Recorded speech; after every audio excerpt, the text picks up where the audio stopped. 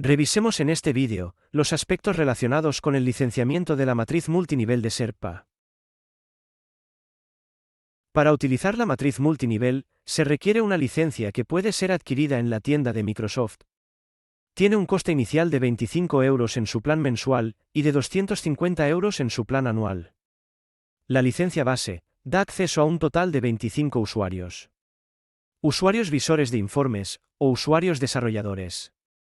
Podrás adquirir los usuarios adicionales que necesites, con un coste añadido de 1 € por usuario. Igualmente, puedes activar una licencia de prueba de un mes sin ningún tipo de limitación técnica. Comienza entrando en la tienda de Power BI. Desde el menú Inicio, ve al apartado de Visualizaciones, y accede a la tienda de los objetos visuales. Busca Matriz Multilevel by SERPA, y selecciona el visual. A continuación instalamos el objeto visual. La instalación es completamente gratuita, y no requiere licencia en esta etapa inicial. Buscamos la matriz entre todos los objetos visuales. Observa que si agregamos un campo, nos aparece un aviso de que no tenemos licencia activa. El tercer paso de nuestra guía es adquirir la licencia con una prueba gratuita. Selecciona Adquirir licencia.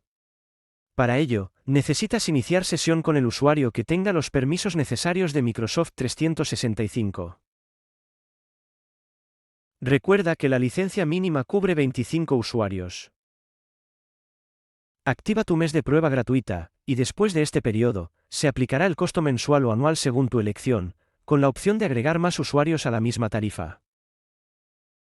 Después de adquirir la licencia, asigna roles de usuarios a los desarrolladores y visores. Observa cómo desde el propio checkout de compra puedo acceder a la asignación de licencias. Esta acción te llevará al centro de administración de Microsoft 365.